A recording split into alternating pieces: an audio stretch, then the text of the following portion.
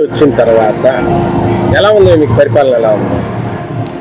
ఈ గవర్నమెంట్లో పరిపాలన పరంగా చూసుకుంటే కనుక పోయిన దానికి దీనికి కంపేర్ చేస్తే చాలా వరకు బెటర్గానే ఉంది. ఎందుకంటే ఒక్కోటి వన్ బై వన్ చేసుకుంటూ రావడం అనేది ఏంటంటే అంతకుముందు గవర్నమెంట్లో చేసిన వినాశనాన్ని ఈ గవర్నమెంట్లో చేయడానికి చంద్రబాబు నాయుడు గారు చాలా కష్టపడుతున్నారు. అది ఒక్కరోజుతో అయ్యే పని కాదు. ఎందుకంటే వాళ్ళు దగ్గరగా మనకి 20 సంవత్సరాలు వెనక్కి తీసుకెళ్ళిపోయారు గవర్నమెంట్. దాన్ని కంట్రోల్ చేసి తీసుకురావాలంటే అది 1 సంవత్సరమా 2 సంవత్సరాలనే తెలియదు. కానీ చంద్రబాబు నాయుడు వీలైనంత తొందరగా ఈ నాశనమైన వ్యవస్థలన్నిటినీ కంట్రోల్లో తీసుకురావడానికి అహర్నిశలు శ్రమిస్తున్నారు. దానికి డెఫినెట్గా ఆయన పడిన కష్టానికి ప్రతిఫలంగా రాబోయే రోజుల్లో మంచి వ్యవస్థని ఇంకా ఎవరన్నా వచ్చి దాన్ని డిస్టర్బ్ చేయడానికి కూడా లేకుండా పునాదులతో సహా వేయడానికి చాలా కష్టపడుతున్నారు. మనకు వచ్చే రోజుల్లో కూడా ప్రతి ఒక్కటి మనకు అనుకున్నది ఏదైతే అనుకున్నామో సాటి సామాన్య వ్యక్తి అవన్నీ నెరవేర్చడానికి కష్టపడుతున్నారు. అది డెఫినెట్గా వచ్చే రోజుల్లో మనం చూస్తాం. అంటే సార్ ఇప్పుడు జగన్మోహన్ రెడ్డి కానీ వైసీపీలోని గవర్నమెంట్ వచ్చి 10 నెలలు అవుతుంది, ఇచ్చిన హామీలు ఇంకా అమలు చేయలేదు అని మాట్లాడుతున్నారు. మీరేమంటారు? అది ఇచ్చిన హామీలు అమలు చేయకపోవడం లేదు. సూపర్ 6 అని పెట్టారు చంద్రబాబు నాయుడు గారు. అందుట్లో ఆల్రెడీ మనకి ఉచిత గ్యాస్ సిలిండర్స్ అన్నారు, అది ఒకటి ఇంప్లిమెంట్ అయింది. రాగానే ఫస్ట్ కావాల్సింది ఏంటంటే పేదవాడు వృద్ధాప్య పెన్షన్స్ హోల్డర్స్కి వాళ్ళు ఏంటంటే బయటికి వెళ్ళి తీసుకెళ్ళేంతకు ముందు ఏంటంటే వాలంటీర్ల ద్వారా అది వచ్చేది. కానీ చాలా వరకు దాంట్లో మిస్యూజెస్ జరిగినాయి. చాలా వరకు వాలంటీర్లు ఎత్తుకెళ్ళిపోవడం డబ్బులు కానీ అలాగే చాలా వరకు జరిగినాయి. కానీ ఇప్పుడు అలా కాకుండా దాన్ని ఏంటంటే ఒక్కసారి 4,000 పెంచారు. ఇంత మటుకు హిస్టరీలో ఎవరు ఒక్కసారి అట్ ఏ టైం 1000 పెంచింది త్రూఅవుట్ ఇండియాలో ఎక్కడా లేదు. ఇది ఫస్ట్ చంద్రబాబు నాయుడు గవర్నమెంట్లో చేసింది ఫస్ట్ హామీ అదొకటి సూపర్ 6లో. అది హామీ నెరవేర్చినట్టే కదండి. రెండోది ఉచిత సిలిండర్లు, అది కూడా ఆల్రెడీ మహిళల ఖాతాలలో పడిపోతున్నాయి. కొంతమందికి ఏంటంటే టెక్నికల్ ఇష్యూ ఏంటంటే వాళ్ళు సబ్మిట్ చేయకపోవడం వల్ల దానివల్ల ఆగుతున్నాయి, కానీ మిగతా అన్నీ అవుతున్నాయి. నెక్స్ట్ ఏంటంటే తల్లికి వందనం, అమ్మఒడి ఉంది. అమ్మఒడి ఏంటంటే ఈ జగన్ గారు చేసిన చండాల పని వల్ల కొద్దిగా దానికి ఇబ్బంది అయింది. అది కూడా ఏంటంటే నెక్స్ట్ మే స్టార్ట్ అయిన ఏళ్ళలో తల్లికి వందనం. ఆయన సార్ ఈ గవర్నమెంట్ సరిగ్గా ల్యాండ్ ఆర్డర్ లేదు, పరిపాలన సరిగ్గా లేదు అని వైసీపీ వాళ్ళు మాట్లాడుతున్నారు. దాని మీద అసలు అది లేకపోతే కనుక వీళ్ళు ఇంకా రెచ్చిపోయేవాళ్ళు. అది ఉంది కాబట్టి ఇప్పుడు వాళ్ళు సైలెంట్గా ఉన్నారు. ఏది అధికారం లేకపోయినా చూస్తానన్నారుగా ఎంత దారుణంగా చేస్తున్నారో. లేనట్టుగా ఆయన అధికారంలో ఎలా చేశారో అది కూడా ప్రతిపక్షంలో ఉన్నప్పుడు కూడా అలాగే చేయాలని ట్రై చేస్తున్నారు. కానీ ఈ చంద్రబాబు నాయుడు దగ్గర అలాంటి వాళ్ళు చాలా మందిని చూశాడు ఆయన. చంద్రబాబు నాయుడు దగ్గర వెళ్ళాను కాకపోతే ఏంటంటే ఆయన ఆచితూచి చేయాలి కాబట్టి జాగ్రత్తగా ఒక్కళ్ళు చట్టం తన పని తాను చేసుకెళ్ళిపోతుంది. దాంట్లో ఎవరిని క్షమించి మేమైనా ల్యాండ్ ఆర్డర్ ఎలా ఉంది? ఈ గవర్నమెంట్ వచ్చిన తర్వాత ల్యాండ్ ఆర్డర్ చాలా చక్కగా ఉందండి. గత పరిపాలన దృష్టి చూసుకుంటే రెండింటి బేరీ చూసుకుంటే ఇది చాలా చక్కగా ఉందని మాకు అనిపిస్తుంది. అంటే ఇప్పుడు జగన్మోహన్ రెడ్డి అన్నాడు పోలీసుల్ని ల్యాండ్ ఆర్డర్ సరిగ్గా లేదు, రేపు మా గవర్నమెంట్ బట్టలు తీసి నిలబెడతా, ఉద్యోగాలు తీపిచ్చేస్తా అని మాట్లాడటం కరెక్టేనంటారు? అసలు అది చాలా తప్పండి. ఎందుకంటే గవర్నమెంట్ ఈ గవర్నమెంట్ ఆ గవర్నమెంట్ పోలీస్ డిపార్ట్మెంట్కి సంబంధం లేదండి. ఏ గవర్నమెంట్ ఉన్నా లా అండ్ ఆర్డర్ ప్రకారంగా పోలీస్ డిపార్ట్మెంట్ నడుస్తూ ఉంటుంది.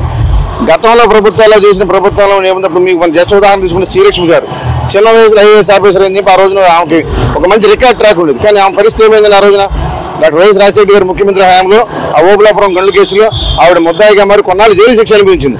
అంటే పార్టీలకు అతీతంగా డిపార్ట్మెంట్లు పనిచేయకుండా ప్రభుత్వాలు చేస్తూ ఉంటాయి. కానీ ఈ ప్రభుత్వంలో ఎవరి పని వాళ్ళు చేసుకుంటే జస్ట్ ఉదాహరణ నిన్న వైఎస్ భారతి గారిని మరి ఆ కిరణ్ కుమార్ అనే వ్యక్తి దుర్భాషలాడుతూ ఇన్ని వెంటనే మరి పార్టీకి అతను ఏం చేశాడో మనకు తెలియదు. సోషల్ యాక్టివిటీస్ అతను ఎన్నిసార్లు పార్టీకి ప్రచారం మనకే తెలియదు. కానీ మరి అతను కొంతమంది అతను ఆ పార్టీ ఆయన సపోర్టర్ అని చెప్తున్నారు. అయినప్పుడు కూడా వెంటనే తీసుకుని అరెస్ట్ చేయడం జరిగింది, రిమాండ్ చేయడం జరిగింది. అంటే ఇక్కడ ప్రభుత్వం ఒక విషయం తెలియజేస్తుంది ఏంటంటే ఈ పార్టీ ఆ పార్టీని కదా సోషల్ మీడియాలో ఎవరైనా కానీ వ్యక్తిత్వ హననానికి పాల్పడితే ఖచ్చితంగా వాళ్ళకి శిక్ష వేస్తాము. లా అండ్ ఆర్డర్ ఎట్టి పరిస్థితుల్లో కూడా 4 పాదాలు కరెక్ట్గా నడిపిస్తామన్న దానికి సూచన ఇది.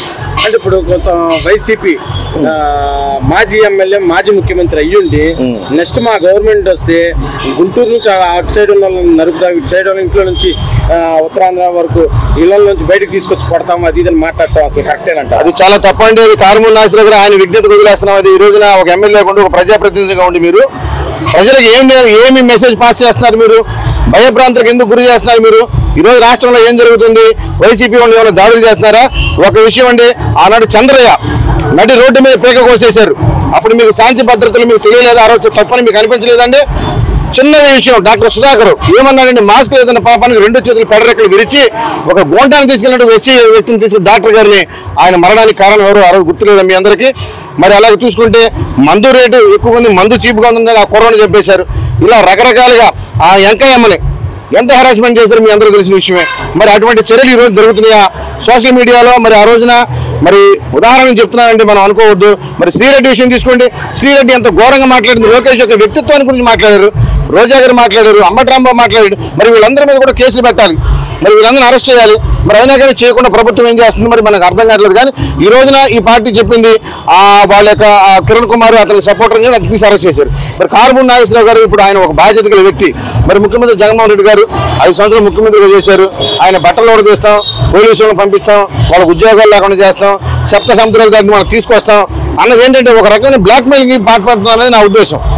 వాస్తవంగా ఈ రోజున 16 నెలలు మీరు జైల్లో ఉన్నారు. ఇప్పుడు కూడా మీరు మనం ఎట్లా బెయిల్ మీద బయట తిరుగుతున్నారు 5 సంవత్సరాలు. మరి నేను ఒక్క విషయం చెప్తానండి, ఇదే విషయం ఒకే ఒక మాట మాట్లాడి ఈ రోజున ఒక సామాన్యమైన వ్యక్తి, ఒక ఆర్డినరీ పర్సన్ ఇదే మాట మాట్లాడి బయట ఉండగలుగుతాడా? ఇదే మాట పోలీసులు మేము ఇట్లా చేస్తాను సామాన్య వ్యక్తి ఎవడైనా మాట్లాడితే అతను అవకాశం ఇస్తారా?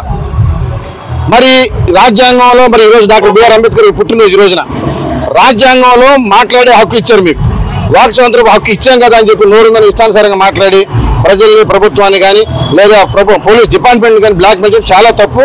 అది గౌరవ ముఖ్యమంత్రిగా చేసిన వ్యక్తికి మరి అటువంటి మాట్లాడడం చాలా తప్పు. దీన్ని ఖండిస్తున్నామని ఎవరైనా. అలా ఎట్లా ఉందన్న కూటమి పరిపాలన?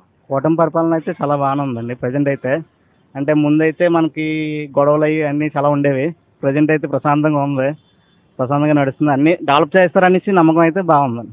గతంతో పోలిస్తే రోడ్లు ఎట్లా ఉన్నాయి? రోడ్లు కూడా డెవలప్ చేస్తున్నారండి, లోకల్లో చూసాను. ఇప్పుడు హైవేస్ కూడా డెవలప్ చేస్తున్నారు.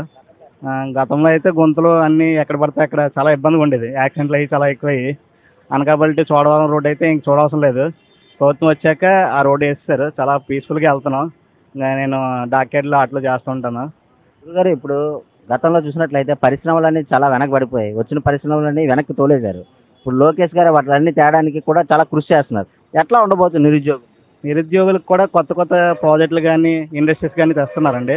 ఆ విధంగా డెవలప్మెంట్ అయితే బాగుంటుందని అనుకుంటున్నాను.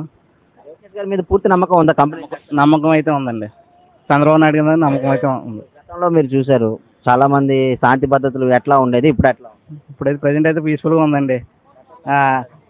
అదైతే ఇంక ప్రతి ఒక్కరు రాజకీయం గురించి మాట్లాడుకునేవారు, ఇప్పుడు ఆ సమస్య లేదు, అందరూ పీస్ఫుల్గా ఉంటున్నారు, హ్యాపీగా ఉంటున్నారు. నిన్న చూసినట్లయితే జగన్మోహన్ రెడ్డి పోలీసు వాళ్ళ మీద చాలా వ్యతిరేకంగా మాట్లాడారు. బట్టలు కూడా తీసి కొడతాను నేను రాగానే అని అన్నారు. అది ఎంతవరకు కరెక్ట్? ఇంక రారు కదండి, వచ్చేలా ఉంటే అలాగా చూదురు, మరి రారు. అలా మాట్లాడితే రివెంజ్ కాదు కదండి ఇప్పుడు తీసుకోవాల్సిందే. ప్రజలకైతే న్యాయం చేయాలి, రివెంజ్ తీసుకునే ఇది కాదు కదా, రాజకీయం కాదు కదా, కరెక్ట్ కాదు. టోటల్గా అయితే చంద్రబాబు మీద పూర్తి నమ్మకం ఉంది. నమ్మకం అయితే ఉందండి, గట్టి నమ్మకం. నమ్మకం అంటే నేను చంద్రబాబు నాయుడు ఫ్యాన్, నాకు తెలుసు అతను చేస్తారండి, నాకు ముందు నుంచి తెలుసు. విజనరీ పర్సన్, డెవలప్మెంట్ అయితే ఇంక అతనైతే చేయగలరండి, ఇంకెవరు చేయలేరు. పరిపాలన బాగుందండి, సూపర్.